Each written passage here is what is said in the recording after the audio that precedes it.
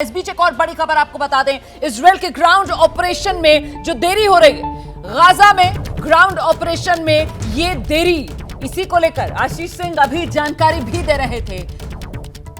ये ground operation फिलहाल टलता हुआ नजर आ रहा है। आप जानते हैं अमेरिकी राष्ट्रपति जो बाइडेन जो इजराइल पहुंचेंगे कल यानी बुधवार को, और इसी के चलते माना यह जा रहा है कि ग्राउंड ऑपरेशन में वक्त अभी लग सकता है। अमेरिकी मीडिया के हवाले से यह बड़ी खबर है। अमेरिकी मीडिया दावा कर रही है कि 24 घंटे तो कम से कम अभी वो ग्राउंड ऑपरेशन जो नहीं शुरू होगा, लेकिन एबीपी न्यूज संवाददाता आशीष सिंह ने अभी अपडेट दिया है कि मानकर चलिए आप 48 घंटे तक फिलहाल ग्राउंड ऑपरेशन को लेकर किसी तरीके का कोई कदम इजराइल की तरफ से नहीं बढ़ाया जाएगा। और इस बीच ये तस्वीरें आपके सामने हैं, हमास पर नॉनस्टॉप आसमानी प्रहार जो इजराइल की तरफ से किया जा रहा है। ग्राउंड अटैक में अभी 24 से लेकर 48 घंटे तक का वक्त लग सकता है। कल अमेरिकी राष्ट्रपति जो बाइडेन जो है वो इजराइल पहुंचने वाले हैं, और इस बीच हमास के कई टॉप कमांडर्स जिनको ढेर करने में सफलता मिली है इजराइल को। इस बीच एक और बड़ी खबर आपको बता देते हैं, और बड़ी खबर यह मिल रही है कि बंधकों की रिहाई के लिए हमास की तरफ से शर्त रख दी गई है। इजराइल में बंद 6000 कैदी छोड़े जाएं तो बंधकों को रिहा करेंगे हम। यह हमास की तरफ से शर्त जो इजराइल के सामने रखी गई है। हम एक बार फिर से आपको लेकर चलते हैं ग्राउंड जीरो युद्ध भूमि। हमारे सहयोगी आशीष सिंह इस वक्त हमारे साथ मौजूद हैं। आशीष, 2011 में भी इसी तरीके की एक सिचुएशन, जब अपने एक बंधक को छुड़ाने के लिए इजराइल की तरफ से 1000 फिलिस्तीनी बंधकों को रिहा किया गया था। लेकिन अब सवाल यहां पर यह है कि इस बार जिस तरीके का आतंकवादी हमला इजराइल ने झेला है, हमास की ये शर्त, इस पर इजराइल आगे बढ़ सकता है क्या?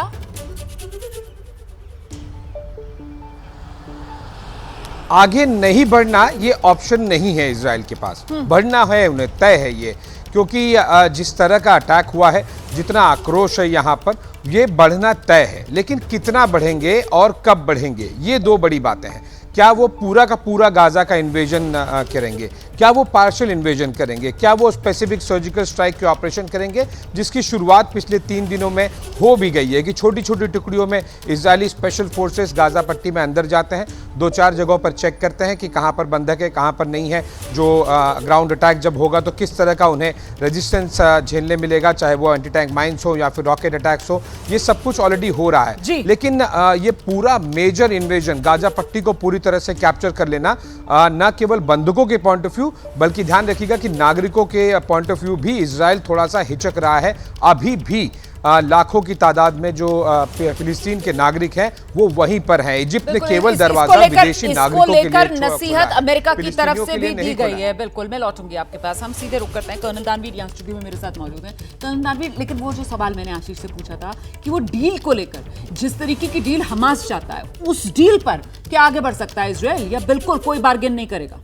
देखिए, ये खबरें आ रही हैं आना, यानी कि जो बाइडेन आ रहे हैं, हमास की तरफ से ये ऑफर दिया जाना कि आप 6000 हमारे बंधक हैं उनको छोड़िए तो आपके सारे बंधक रिहा कर दिए जाएंगे। ये कहीं ना कहीं बैकडोर डिप्लोमेसी बहुत ज़ोर शोर से काम कर रही है। लेकिन सवाल ये पैदा होता है कि क्या इजराइल इस चीज़ को मानेगा।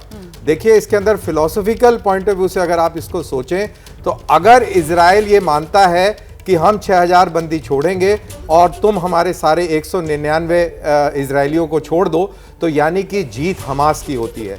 जैसा आपने हवाला दिया 2011 का, उससे संकेत, उससे क्या एहसास होता है? उससे ये निकल के आता है कि हमास की उस समय जीत हुई थी। तो ये फीलिंग ऑफ विक्ट्री वाला जो सीन है, ये बड़ा खतरनाक है इजराइल के लिए, क्योंकि नेतन्याहू जब ये कहते हैं कि हमारे अस्तित्व के ऊपर ये प्रहार है, तो एक वो एंगल भी है। इसको उस तरीके से भी हमको समझना चाहिए कि इस लड़ाई के बाद कौन जीतेगा कौन हारेगा, इसको तय कैसे किया जाएगा।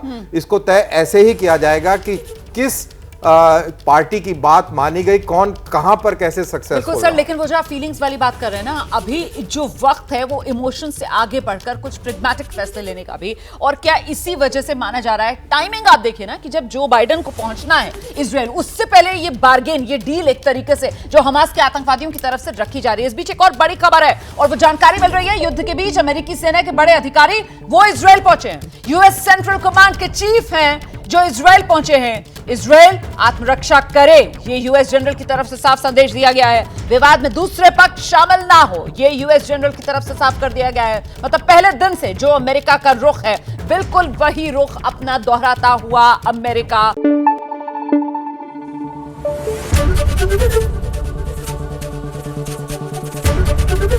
एबीपी न्यूज आपको रखे आगे।